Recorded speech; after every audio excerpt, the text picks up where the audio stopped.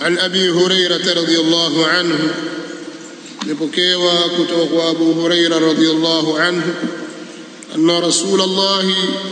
صلى الله عليه وآله وسلم قال kwamba mtume wa Allah sallallahu alayhi wasallam amesema law anna rajulan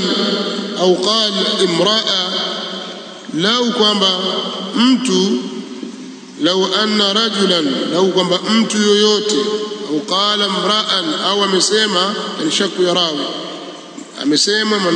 law kwamba mtu yoyote imra'an na rajulan maana moja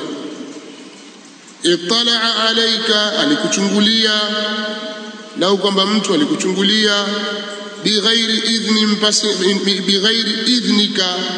katika baadhi ya riwaya bighairi idhnin pasina idhni yoyote amechungulia kwako fakhadhaftahu bihasah ukamtupia kijiwe fakhadhabtahu bihasah ukamtupia kijiwe fafaqat aynahu kijiwe kile kikatoboa jicho lake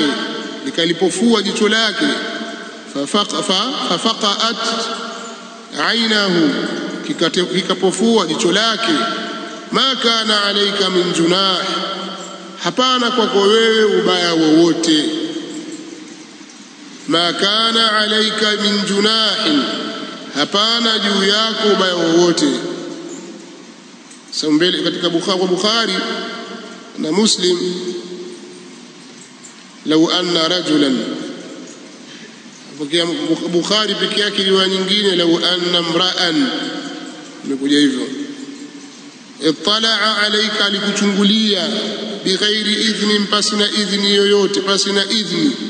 fakhadhabtahu bihasa ukamtupia kijiwe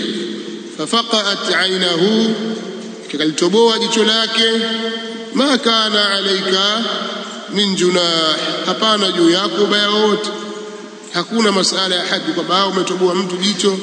na tabia mtu achungulia hivi ukatafuta kama ni jiti toboa jicho lake خلاص hakuna dhambi mfahamu au kamwagia maji ya moto usoka ukababuka hakuna dhambi kwa nini achungulia kwa watu hakuna kisasi mfahamu sababu katika masawi al-akhlaq katika tabia mbaya kabisa na ni maradhi na baadhi ya watu wako nayo ya kuchungulia katika nyumba za watu